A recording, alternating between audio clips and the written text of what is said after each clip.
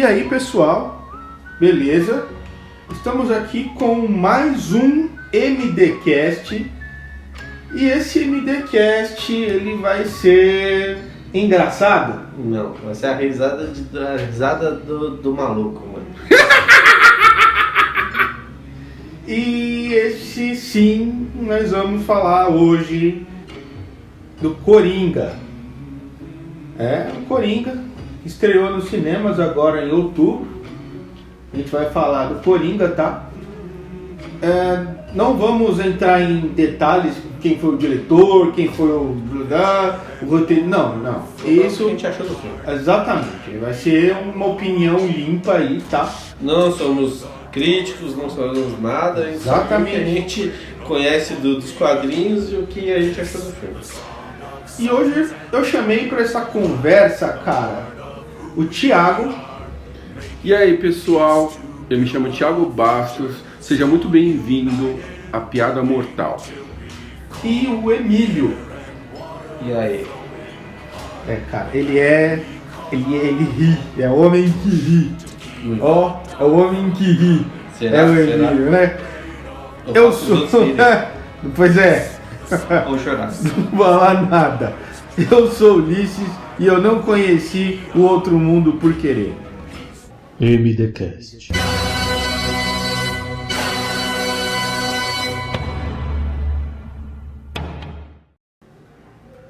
E aí, pessoal, voltamos aqui, tá? Cara, eu vou falar do Coringa de uma forma bem limpa. Por que eu digo isso?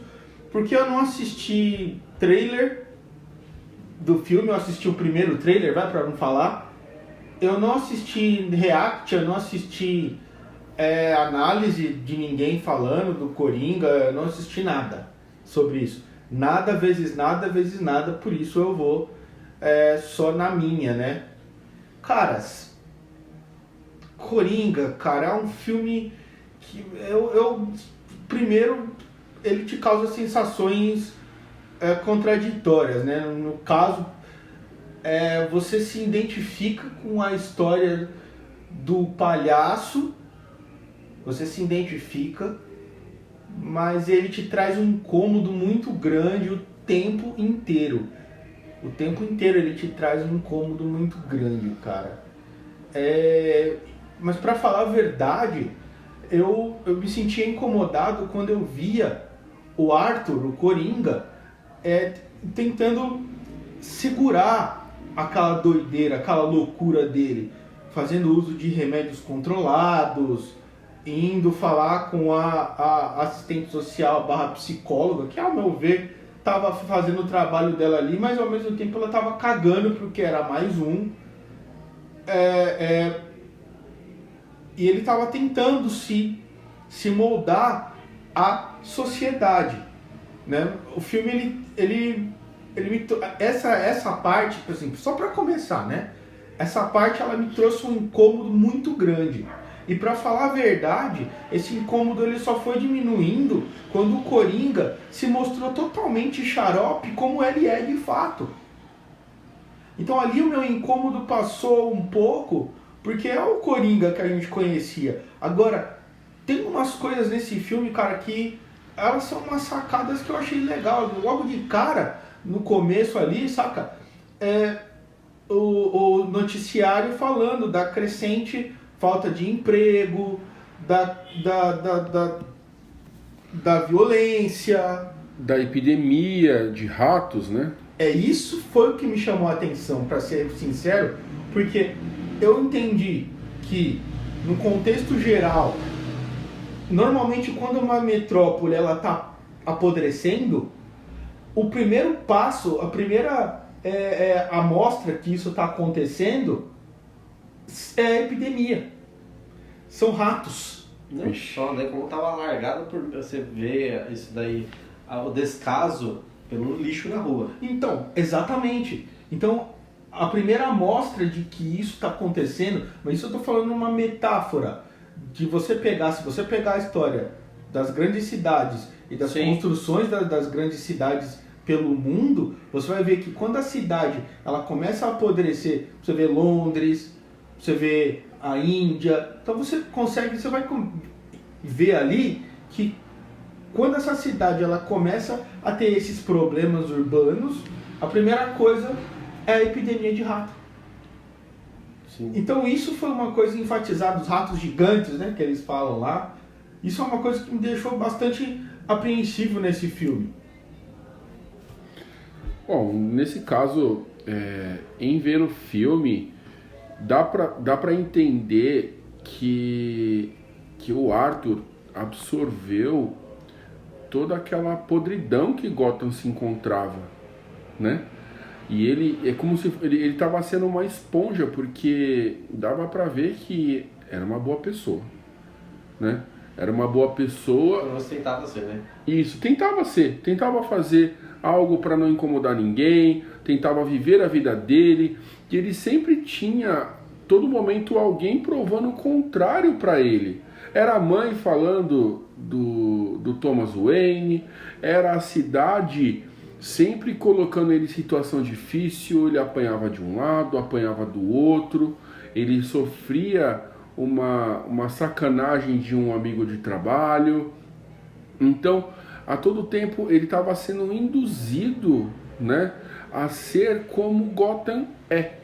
Então você disse que talvez, na sua visão, o Coringa ele era um reflexo de Gotham? Ele é um reflexo de Gotham na minha visão.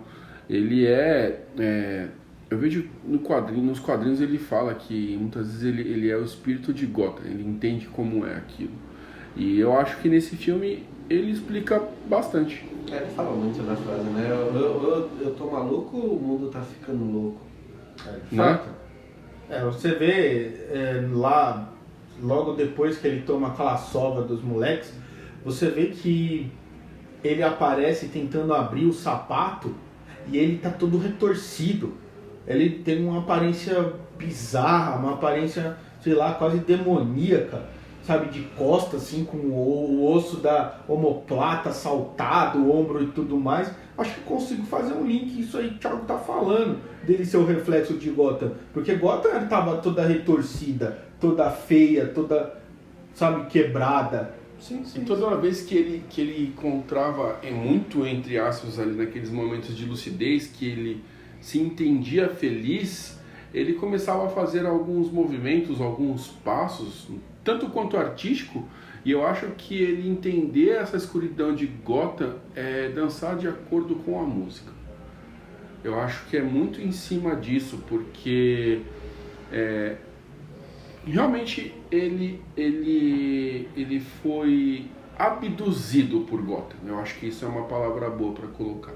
Ele foi abduzido e não pode dizer que ele não tentou, né? Ele não tentou. Isso não é defendendo o Coringa, né? Não é defendendo ou justificando, mas é um fato. Sim, é constatando o que foram os fatos que foram apresentados, né? Sim. Era uma cidade podre de todos os jeitos, né? Eu acho que não tinha quase ninguém que se salva ali, das pessoas que se apresentavam, aqueles que pareciam ser mais gente boa, na verdade não são, ou que coisas que mais pra frente que de repente não era coisas da cabeça dele, que era só coisas da cabeça dele. Porque afinal ele era psicótico. Exato. Literalmente a cidade estava, assim como ela estava se deixando apodrecer, ele estava fazendo isso com ele, né? Ele recebia assistências, acabaram largando. Ele foi sendo abandonado mesmo.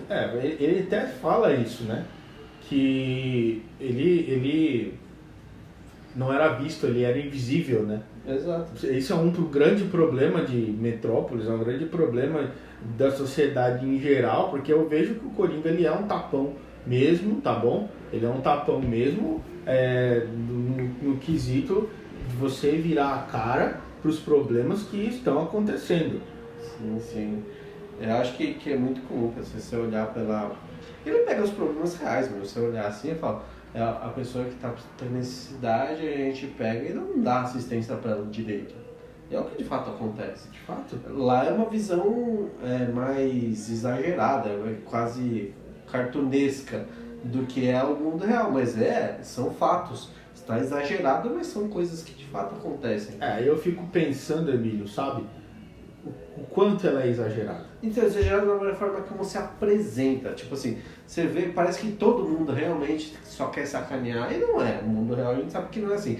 Mas tem muita gente que quer. Então, ou seja, quando eu digo que é cartunesco exagerado, é como uma caricatura. Porque ele enxergava assim, né? Exatamente. Como era uma visão dele, ele enxergava assim, né? Isso, nessa parte, analisando ali a parte da história do roteiro, o filme de fato é uma visão dele. Tanto que se você não está prestando atenção no filme, você se deixa levar pela vibe do filme, você não percebe que aquela mulher do apartamento ao lado, ela não tá lá em nenhum momento. Se você se deixa levar, você não se toca. Tem alguns pontos que mostram que ela não está lá. Então é uma visão dele, é como ele está enxergando. Sim. De fato. Tem algumas teorias, mas como você falou, você está livre das teorias ali, você ficou por fora, mas de fato, né, chega um momento que você não sabe mais o que é realidade e o que é a visão dele das coisas, né? Exatamente. Eu acho que se a gente for falar tanto para algo bom quanto para algo que leve a consequências ruins, meio que caiu um parafuso de Gotham e caiu um parafuso dele, porque todo pote enche, né? Você escolhe com que você vai encher aquilo. Então ele tinha ali a sua água, né? Não era limpa, mas também não era suja, e foi jogado um lodo em cima dele, né? Onde quando encheu tudo ele esguichou mais do que podia. Ele já tinha uma predisposição para isso. Sim, né? Já tinha. Apesar dele, ele era o Arthur, né?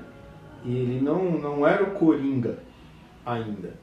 Ele não era o Coringa ainda, e como a gente está falando, as coisas que ele passou, eu acho que todo mundo passa por problemas.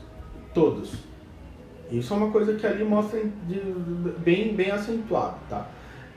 E ele já não tinha a disposição a ser resiliente a esses problemas. Ele já estava suportando aquilo. O primeiro passo ali foi...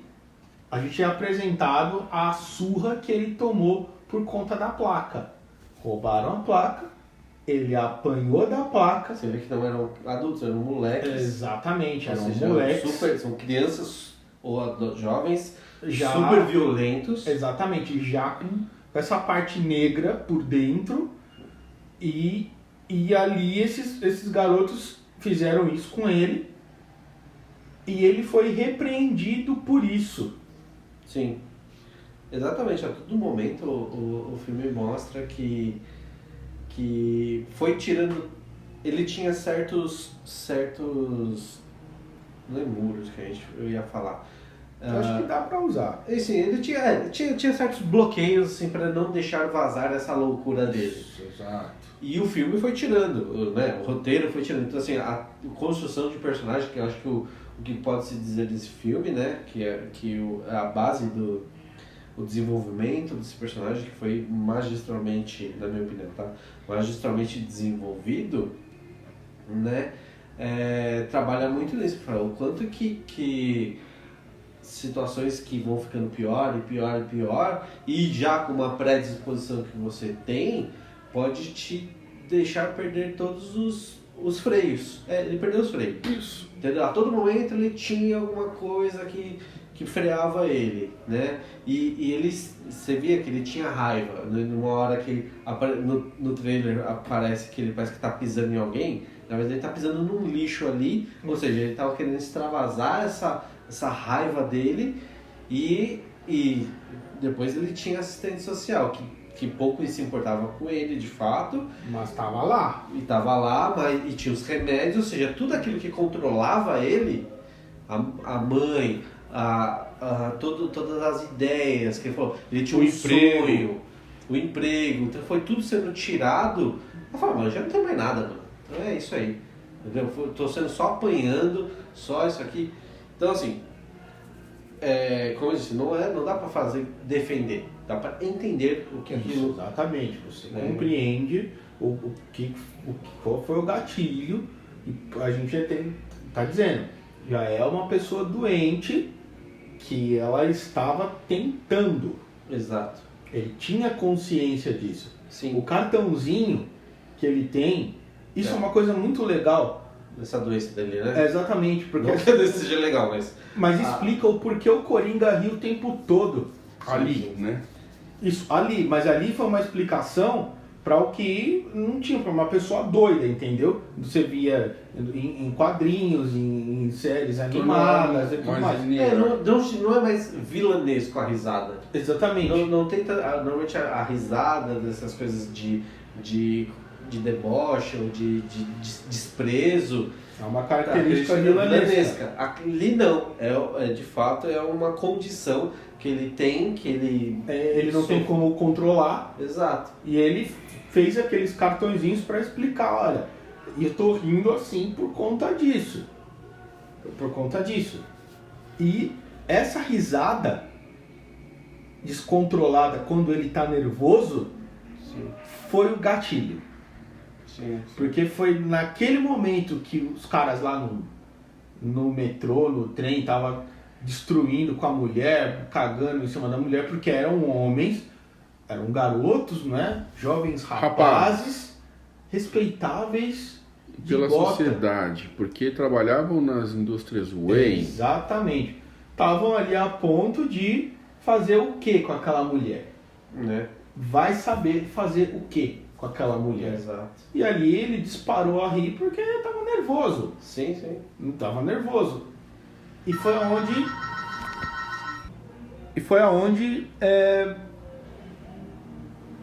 foi o início de tudo, né? Foi o gatilho ali, ele matando esses 3 caras. Sim, sim.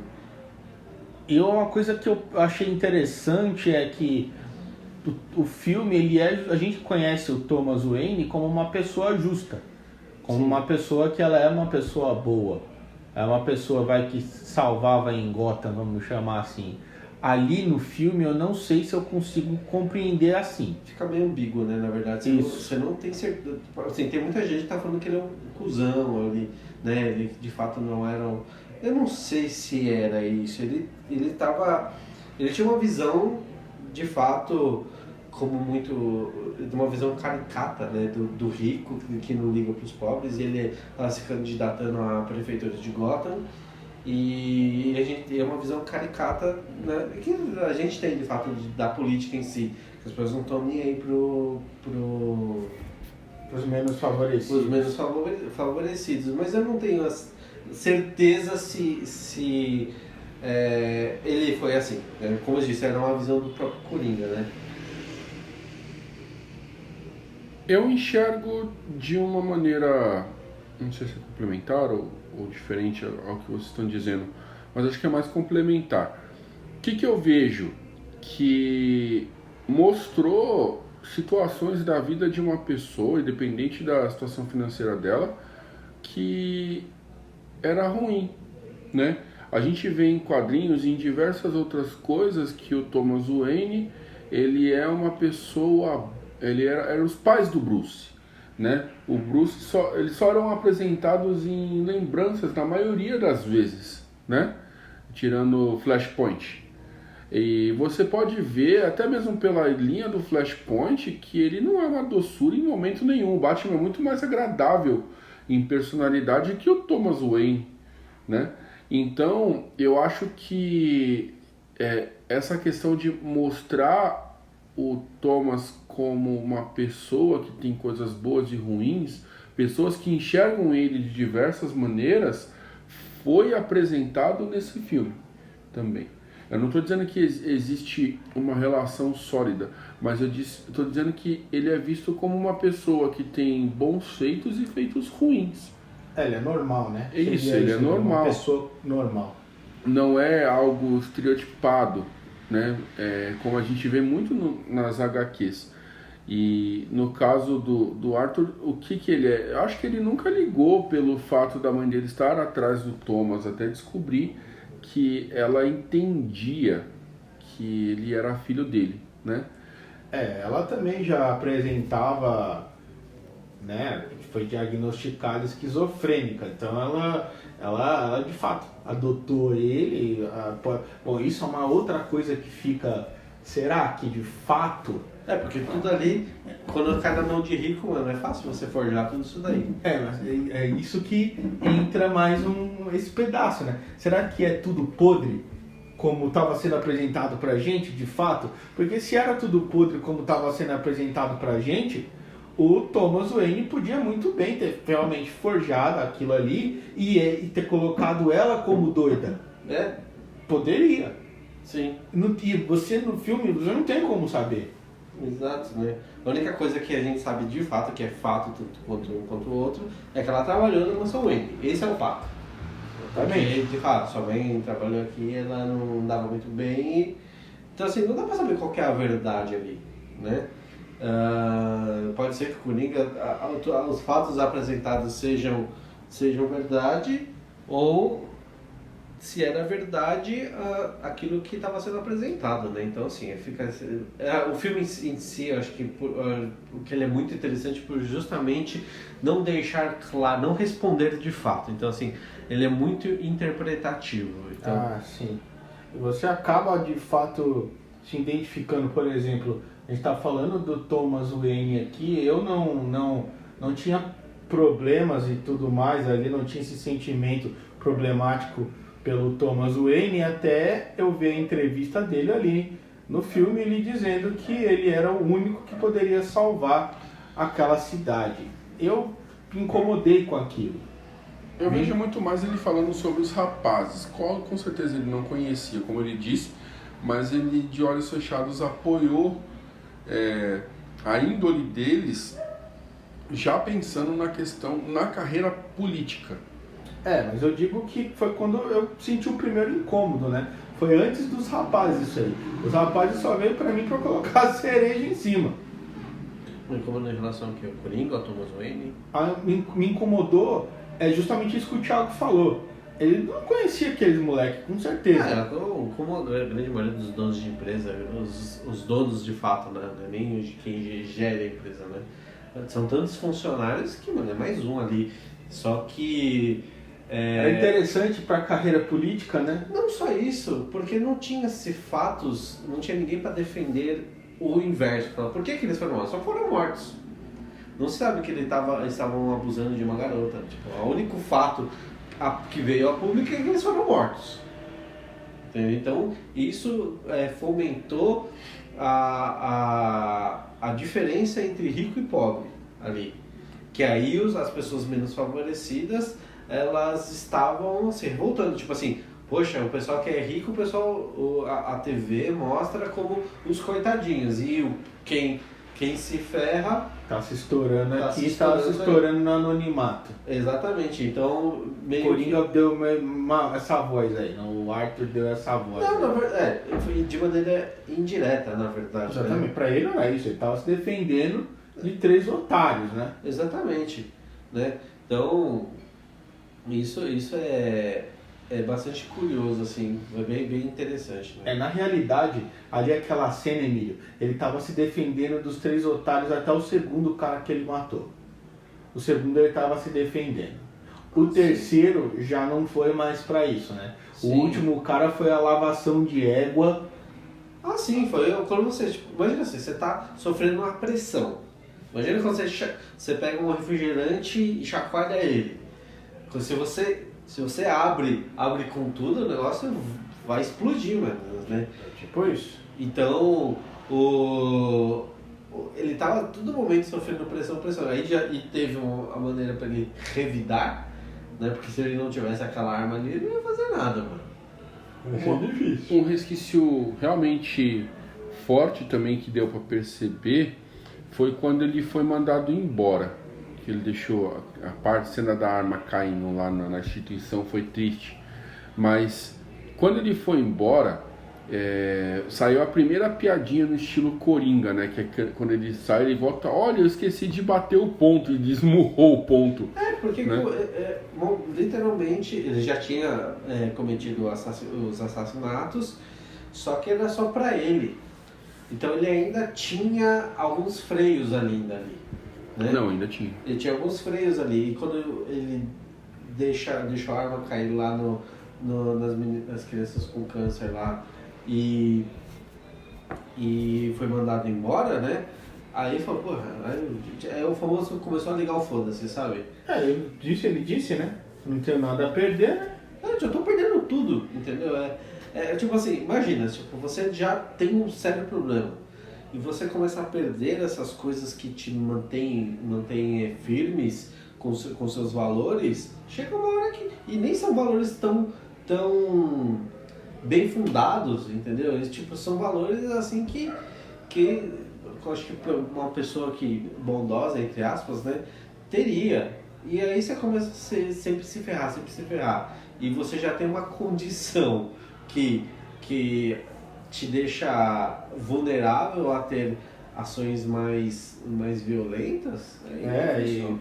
E ele pega a carta da mãe, né, e lê. E ele pensa, muito provavelmente, eu não precisaria ter passado toda essa lambança que eu passei. Motsu, desculpa pessoal, eu não precisaria ter passado toda essa lambança que eu passei por ser filho de um bilionário, sei lá, e eu passei, então eu vou procurar esse bilionário, né? E ele encontra ali mais uma rejeição. Sim, tá sempre... O filme, acho que o que mais aborda mesmo acho que a palavra bem é rejeição mesmo, sabe? Toda hora rejeitando a sanidade. Acho que assim, o filme força estamos rejeitando a sanidade, né? Tá todo mundo ficando maluco e é isso, sabe? Então... Como eu falei, eu tava me sentindo pressionado vendo ele segurando ali o tempo todo, de não só acontecendo, né? Só acontecendo. Quando a vaca foi pro brejo, o gatilho aqueles 3 caras, a vaca foi pro brejo. Mas foi algo que ele falou. Eu tô cansado de me forçar em sentir mal por deixar isso aqui preso, né? E aí quando tinha cenas que ele se sentia satisfeito de certa forma em soltar toda essa loucura dentro dele. E ele fala, eu tô cansado. Ele fala pro Morrow, não sei, o apresentador, né? Morrow, né? Quando ele dá um tiro, ele fala, eu tô cansado de ficar escondendo, dizendo, e eu também tô cansado de pessoas como você usar a gente, né, de escada, de degrau para conseguir fazer o seu próprio sucesso. Então, isso, tudo que você queria que a gente fosse, que fosse um palhaço, né? E eu vejo que aquela pintura no rosto dele foi uma forma dele, uma expressão de liberdade. Sim. Né? Isso é uma curiosidade, não sei se vocês notaram. Para vocês, pintar a língua, o que era? Qual que é a representação disso daí? Poder falar o que quer. Eu vejo dessa maneira. De você poder falar realmente a verdade. Você tá representando, da mesma forma que você pintou o rosto, você pinta a língua. Mais ou menos, eu também tive uma percepção parecida. Mas no caso, assim, antes ele era um palhaço externo, ele era triste, uma pessoa que não se entendia, uma pessoa que para ele não existia, ele não sabia o que era existir. E a partir do momento que ele pinta a língua, né, ou seja, a parte interna dele, ele assume esse lado, tipo assim, eu entendi o que eu sou. Exatamente, eu pensei na mesma coisa. Né? Isso daí foi muito legal, foi muito emblemático, assim. Esse filme é cheio de simbologia, eu acho que eu vou pegar depois para assistir mais algumas vezes. Na parte da piada também, quando o carinha pergunta pro ele, fala uma piada pra gente, e ele toque, aí o cara brinca, não, eu gostaria de tentar de verdade. Você vê um tom muito mais escuro dele da forma de tentar. Sim, ele queria se matar, na verdade, né? Ele não é o famoso nome, não sei quem conhece ou não conhece, até falar, a gente já falou isso aqui no MDCast algumas vezes, de depressão, né?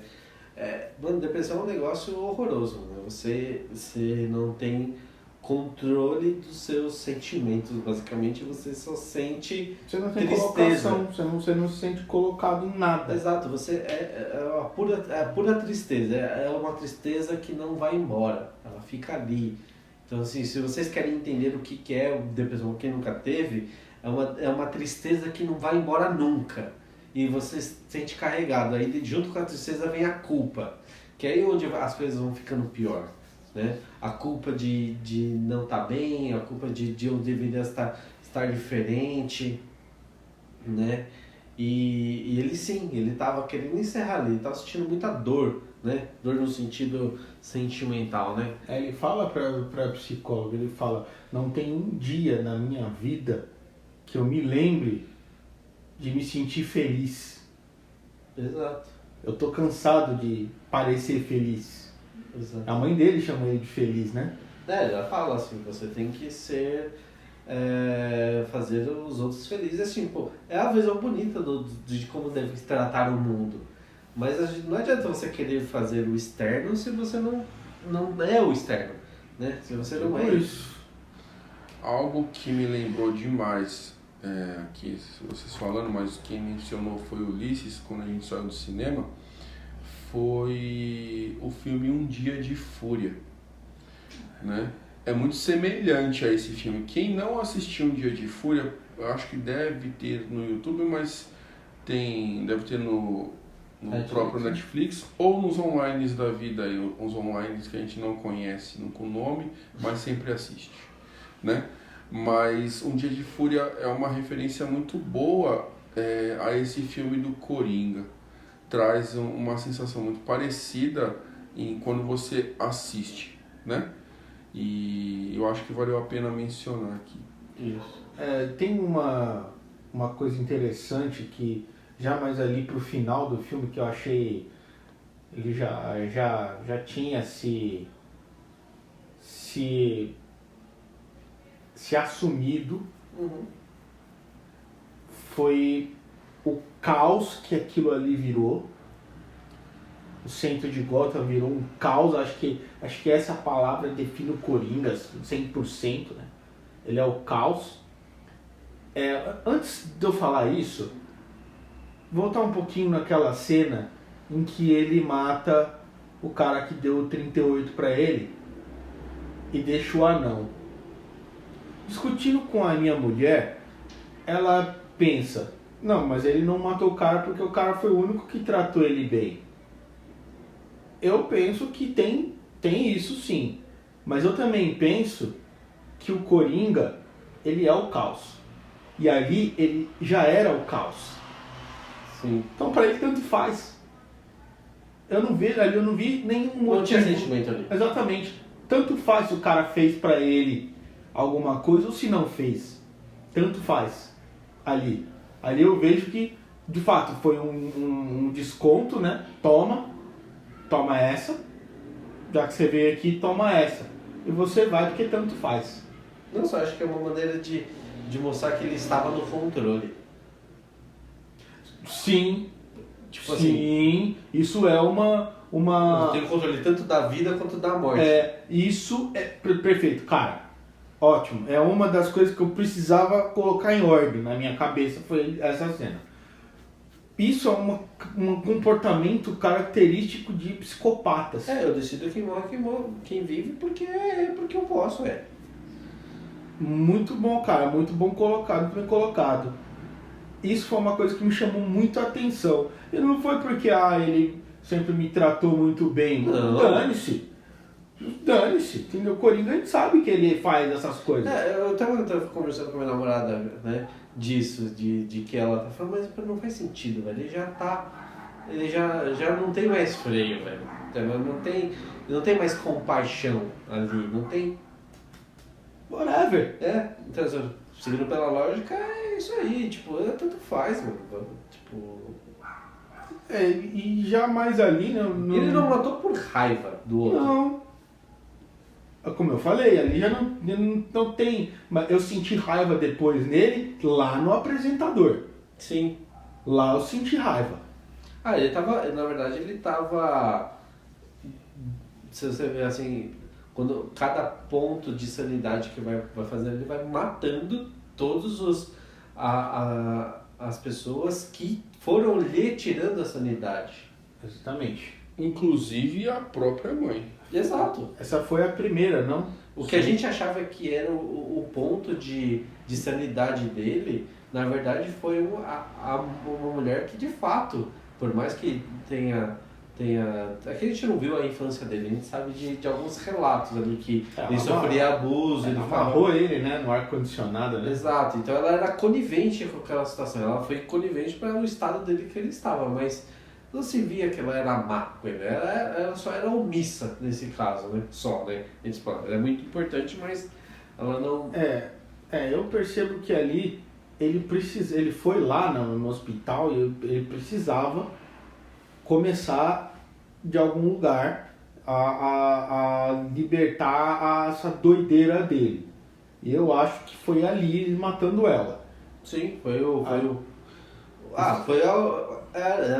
ela era o ponto de sanidade mais, né, o freio maior dele. Sim, porque diferente da história clássica do Coringa, que ela é ressaltada lá inclusive naquele filme lá dos anos 80 do Tim Burton, ele caindo no poço e ele... A pedra mortal, né? Exato, caindo no poço, ele sofreu uma força externa e essa força externa transformou ele no Coringa. Agora, nesse filme, não. Ele escolheu ser o Coringa. Sim, na verdade é onde ele se identifica, na verdade. Então, escolheu. Eu quero. Isso eu sou e eu quero. Agora eu tenho uma coisa para falar sobre o filme, né? Que é sobre o reflexo desse comportamento dele, no geral, no que a gente vê por aí, né? Eu vejo muitas pessoas, eu tive a impressão de não entender o filme ou ir ao cinema esperando ver alguma coisa Vingadores Ultimato, sessão explosões e megas reviravoltas, né? E no final das contas pegar uma coisa com uma cabeça um pouco mais simples, né? Teve sim Gotham explodindo, teve sim Gotham em chamas, né? Mas não foi o suprassumo, né? Isso, não foi o foco, aquilo foi a consequência, né? Da transformação dele e da transformação de Gotham. É como se fosse uma espécie de batizado, né? Sim, cara. É como se fosse uma espécie de batizado. Na terra do Batman só pode ter meu Deus. E inclusive que ao momento que ele pega todo aquele sangue da boca e passa no rosto, ele se faz o Coringa. Ali ele passa a chave e é o momento, né, da cena clássica do Thomas e da Marta indo pelo beco, porque estava uma confusão danada, o que faz muito mais sentido, porque durante anos aquilo foi uma burrice, né? Faz sentido, né? E aí ter o pessoal à espreita para pegar, já que o Thomas estava se colocando como figura pública, né, no filme. E no momento em que nasce o Coringa, que ele diz, me chama de Coringa, que foi assim que você me chamou. Eu sou Coringa. Então me apresenta como Coringa. No momento em que nasceu o Coringa, no dia que nasceu o Coringa, nasceu o Batman. Né? Sim, sim. É legal no caso desse ponto aí, lá na entrevista final ele ensaiou para cometer o suicídio lá, mas foi o enfrentamento do apresentador, que era o Robert De Niro, né? Ele enfrentou ele foi ali que ele mudou de ideia. Porque de fato eu acho que ele se matar, acho que foi a última tentativa de conter a loucura. Exatamente. Ele já estava, eu já não aguento mais isso daqui. E aí foi ali que, acho que quando ele assume publicamente, se mata todo mundo, é isso que eu sou, então ele dá um tiro na cabeça do apresentador, né? Perfeito. Tem um último comentário aqui, rapidamente. Eu vejo muitas pessoas pintando a causa do Coringa como uma causa justa. ele só está sendo um reflexo de uma cidade que está sofrendo, uma cidade que está apodrecendo, tá? Se você quer ver, de fato, que eu me lembre, que não me falhe a memória, a única vez que o Coringa foi decente foi na HQ O Cavaleiro Branco, que ele recuperou a sanidade e ele tentou ajudar Gotham, tá? Foi a única vez que ele tentou. E o nome dele nessa HQ não é Arthur Fleck, é Jack Napier. O nome do... Tá. Lá no filme do Tim Burton, lá de 80, é o nome dele, Jack. Tá? Então, se você quer de fato ver um Coringa que traz os valores que a sociedade deveria considerar pelo menos como decente, é realmente nessa HQ, tá bom? Eu recomendo. A gente pode, se vocês gostaram desse programa e tudo mais, deixa nos comentários que a gente traz mais coisas do Coringa para vocês. Tem várias situações aí do Coringa que já vinham mostrando, né, que poderiam render filmes legais, né? Jabá. Bom, gente, eu venho aqui trazer para vocês um jabá especial, que é a minha HQ que está sendo produzida e é A Garota de TPM. É um quadrinho no estilo mangá, em que conta uma história de uma garota que adquire super força no período pré-menstrual. Isso é uma consequência, né? Mas ela conta com a ajuda de um rapaz, né, super bondoso, especial, chamado Blaze. Ele é um garoto que traz muitos valores do escotismo, né?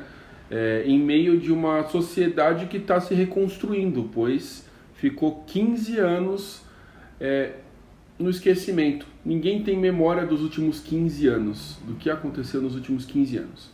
Então, é um pouquinho da minha história, está sendo uma HQ divertida de desenvolver, e agora também eu estou participando do livro, que é o Indie Publisher, né, a segunda edição, e o Garota de TPM vai ter uma pequena amostra ali, vai contar um pouquinho mais de como funciona.